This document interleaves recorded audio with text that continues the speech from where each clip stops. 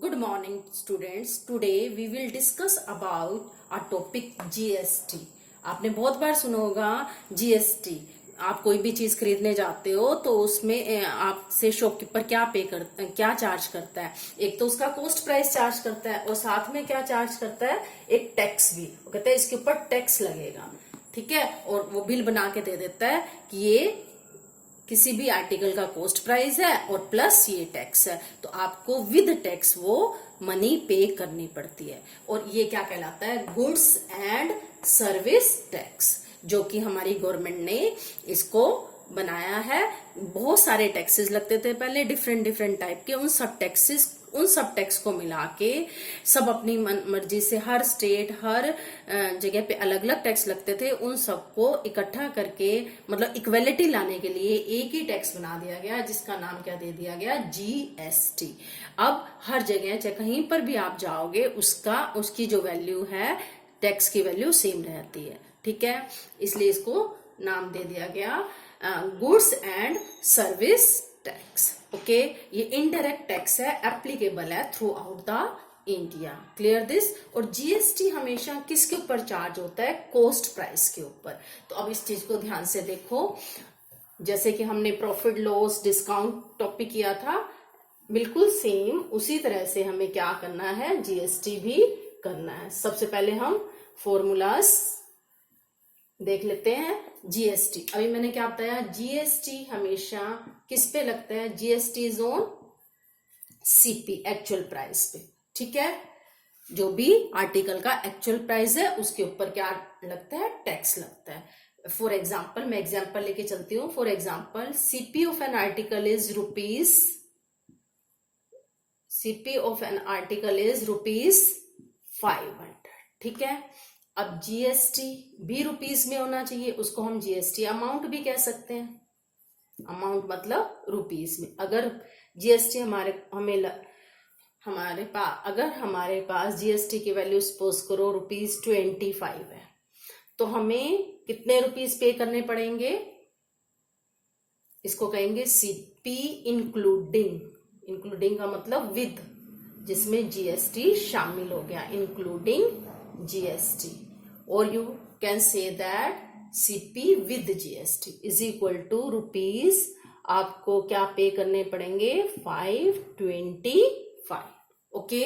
अब जो जीएसटी होता है बच्चे, वो परसेंटेज में दिया होता है। जीएसटी कुछ आइटम्स, अलग अलग आइटम पे जीएसटी की जो परसेंटेज है डिफरेंट है। जीएसटी है हमारे 5% भी है कुछ आर्टिकल्स के ऊपर, कुछ आर्टिकल्स के ऊपर 12% है, कुछ आर्टिकल्स के ऊपर क्या है, 20% भी है। इलेक्ट्रॉनिक आइटम्स वगैरह पे ज्यादा होते हैं तो उनमें 28% भी है। ओके, 5%, 12%, 28%, वो मेंशन होता है किस पे कितना टैक्स है, ठीक है।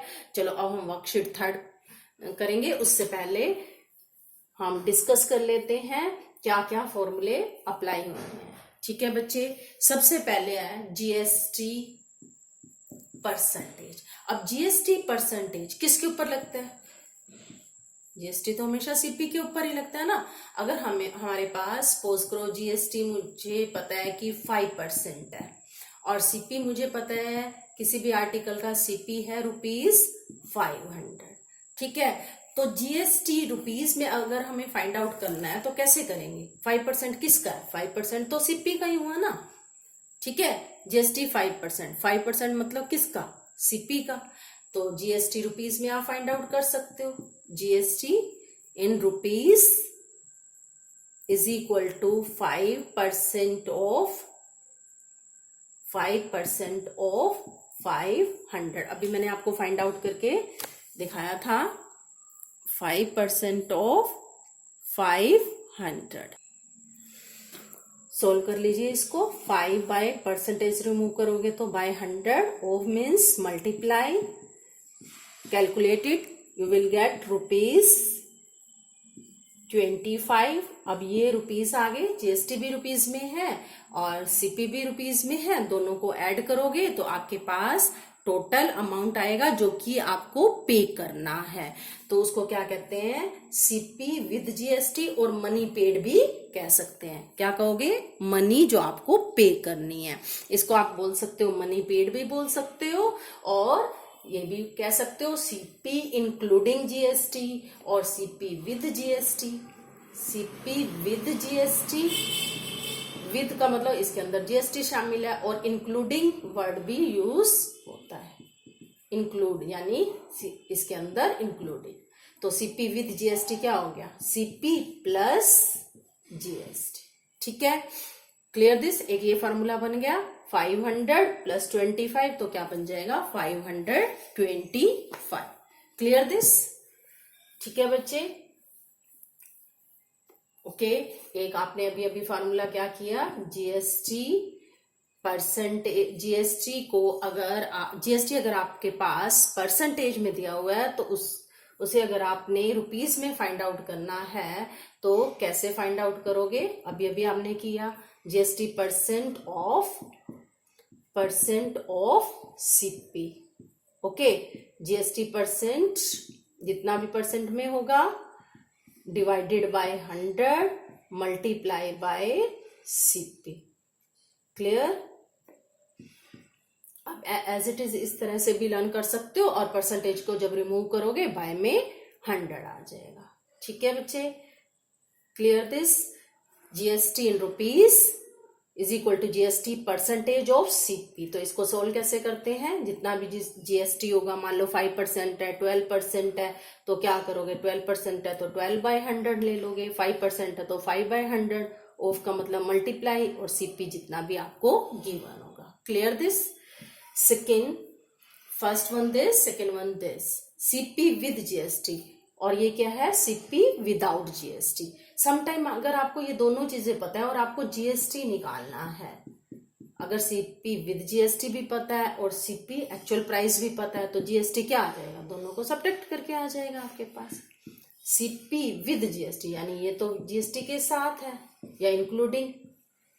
ठीक है, इसमें से ओनली सीपी माइनस कर दोगे तो आपके पास जीएसटी आ गया। Clear this. नेक्स्ट, अगर आपको जीएसटी परसेंटेज फाइंड आउट करनी है, जैसे कि प्रॉफिट परसेंट फाइंड करते हो, प्रॉफिट परसेंट फाइंड करते हो ना, सेम ऐसे ही जीएसटी परसेंट भी फाइंड कर सकते हो। जीएसटी किसके ऊपर लगता है बच्चे, सीपी पे ना, तो GST by CP multiply by 100, और सीपी बच्ची ये वाला लेना है, ओनली सीपी, ना कि विद जीएसटी वाला। ये बात ध्यान रखना, आपको ये बात अच्छे से ध्यान में रखनी है। सीपी एक होता है विद जीएसटी, और you can say that including GST, एक होता है एक्चुअल सीपी। तो जब भी आप जीएसटी इंकॉर्पोरेट करोगे तो क्या लेना है, आपने परसेंटेज फाइंड कर रहे हो तो क्या लेना है, actual CP, this one. Okay, अभी मैं क्वेश्चन लूंगी तो आपको और भी ज्यादा क्लियर हो जाएगा। ठीक है, और डायरेक्ट फार्मूला आपको याद करना है, जैसे एसपी और सीपी के लर्न किए थे, तो कैसे करोगे, अगर सीपी आपको विद जीएसटी फाइंड करना है व्हेन जीएसटी परसेंटेज में गिवन है, सीपी विद जीएसटी भी फाइंड आउट कर सकते हो, डायरेक्ट फार्मूला भी, लेकिन डायरेक्ट की जरूरत नहीं है, आप जीएसटी फाइंड आउट कर लो पहले रुपीज में और इसमें ऐड कर दो तो सीपी विद जीएसटी आ जाएगा। ठीक है, अगर समटाइम आपको सीपी विद जीएसटी मालूम है और सीपी फाइंड आउट करना है तो डायरेक्ट फार्मूला आप क्या लगा सकते हो, लुक हियर, मैं यहाँ राइट कर रही हूं, ध्यान से देखो। आपको क्या पता है, सीपी विद जीएसटी मालूम है और सीपी आपको फाइंड आउट करना है, तो फार्मूला क्या बन जाएगा, सीपी विद जीएसटी, और जीएसटी परसेंटेज मालूम होगी, into 100 divided by 100 plus GST. GST हमेशा ऐड होता है। Okay, clear this. CP is equal to, CP ये कौन सा है, विदाउट जीएसटी, एक्चुअल सीपी जब आपको फाइंड आउट करना है और आपको सीपी विद जीएसटी मालूम है तो आप क्या फार्मूला लगाओगे, CP is equal to CP with GST into 100 divided by 100 plus GST percentage. Okay, first question इसी फॉर्मूला से ही रिलेटेड है, आपको बिल्कुल इजी वे में करना है, फॉर्मूला अप्लाई करके, कोई प्रॉब्लम नहीं आएगी। वर्कशीट थर्ड, फर्स्ट क्वेश्चन आपको क्या गिवन है, आपको CP of an article is given rupees, CP including GST, क्या गिवन है बच्चे बुक में, इंक्लूडिंग का मतलब विद जीएसटी,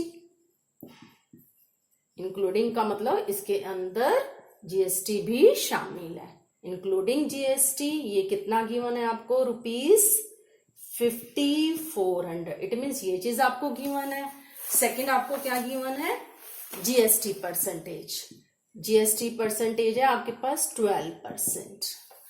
आपको फाइंड आउट क्या करना है, सीपी, तो आप ये फॉर्मूला अप्लाई करो, CP is equal to CP with GST multiply 100 divided by 100 plus GST percent, 100 में 12 ऐड करोगे तो क्या हो जाएगा 112। कैलकुलेट करो और जो आंसर आए वो आप राइट कर दो सीपी। ओके बच्चे, क्लियर दिस, कैलकुलेट कर सकते हो आप, सॉल्व तो कर ही सकते हो, क्या नहीं कर सकते। Now I am taking question number second part. In this question, find the amount paid. Amount paid means आपको उस जो भी आर्टिकल आप खरीद रहे हो उसका सीपी प्लस आपको क्या पे करना है, जीएसटी, वो क्या कहलाएगा, amount paid. Okay, second part ले रही हूं मैं इसका, CP of laptop is given to you this rupees, और जीएसटी जो लग रहा है 28% लग रहा है, और आपको पता है जो 28% किसका होगा, ऑफ सीपी का ना, तो आप जीएसटी इन रुपीज में निकाल लीजिए। जीएसटी अमाउंट कह सकते हो आप इसको, GST in rupees is equal to GST percentage 28% of किसका, सीपी, सीपी आपके पास कितना है 55,000। कैलकुलेट कर लीजिए, 28/100 मल्टीप्लाई बाय 55,000।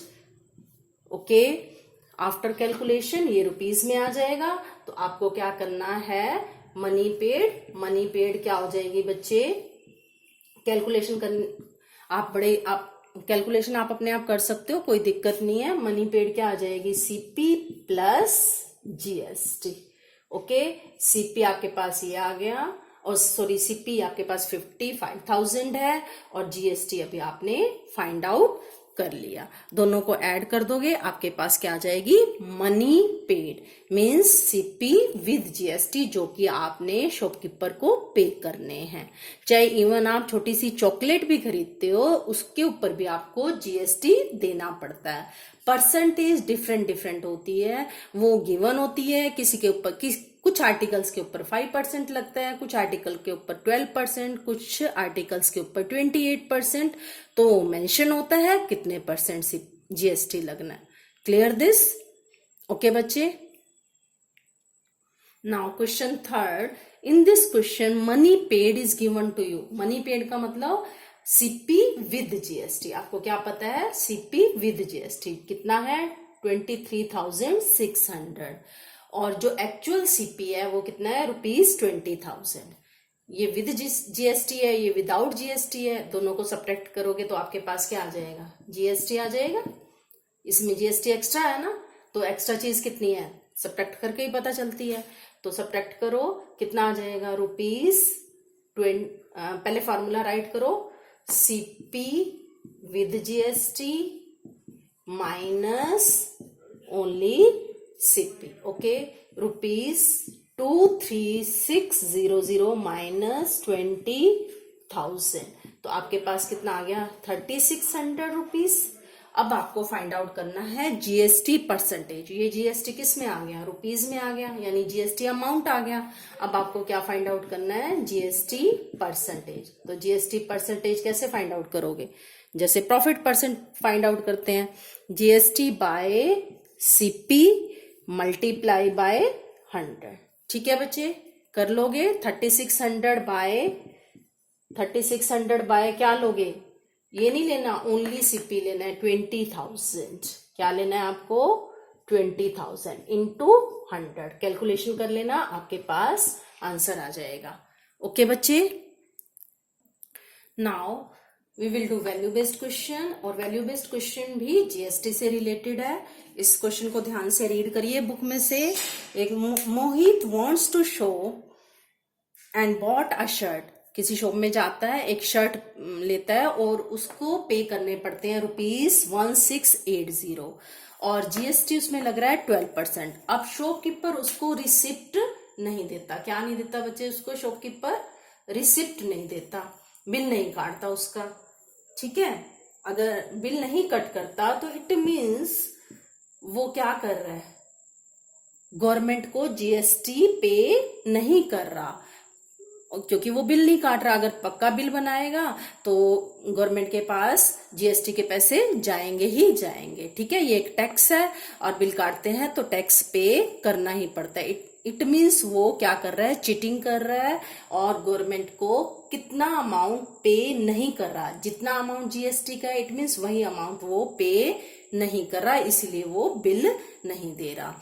तो हमें वो अमाउंट फाइंड आउट करना है कि कितना अमाउंट वो गवर्नमेंट को पे नहीं करा। मीन्स हमें GST amount, GST in rupees में फाइंड आउट करना है। अब आपको पता है बच्चे, जीएसटी 12% ऑफ किसका होगा? सीपी का ना। यहाँ आपको सीपी तो नहीं मालूम, ये कौन सा सीपी है? Including GST. ठीक है, सबसे पहले आपको क्या फाइंड आउट करना पड़ेगा? सीपी, तभी आप जीएसटी निकाल पाओगे ना रुपीज में। सीपी का फॉर्मूला मैंने क्या बताया था? CP with GST multiply by 100 divided by 100 plus GST percentage. Okay, clear this? Now ₹1680 into 100 divided by 100 plus 12 क्या हो जाएगा? 112। अब कैलकुलेशन करिए। After calculation you will gate ₹1500। अब देखो ये बच्चे सीपी है 1500 और मोहित पे कितने कर रहा है? 1680। तो जो एक्स्ट्रा अमाउंट जीएसटी का है वो कितना है? जो गवर्नमेंट को पे नहीं कर रहा शॉपकीपर, कितने रुपीस गवर्नमेंट को पे नहीं कर रहा? कितने? ₹1500 सीपी है और एक्स्ट्रा कितने हैं? 1680 में से 1500 माइनस कर दीजिए तो आपके पास कितने रुपीस आ जाएंगे? Total money paid by Mohit that is 1680। तो जीएसटी अमाउंट कितना आ गया? सीपी विद जीएसटी 1680 था और ओनली सीपी क्या है आपके पास? ₹1500। तो जो ₹180 है वो गवर्नमेंट को, हमारी जो गवर्नमेंट के पास जाने चाहिए थे वो नहीं जा रहे। तो इसका आंसर क्या आ जाएगा? ₹180। Clear this? नेक्स्ट वन, इसका जो सेकंड पार्ट है, इस टैक्स करेक्ट है? क्या हमें टॉलरेट करना चाहिए, पे करना चाहिए? आप अपने व्यूज बता सकते हो। गवर्नमेंट किस लिए लेती है टैक्स?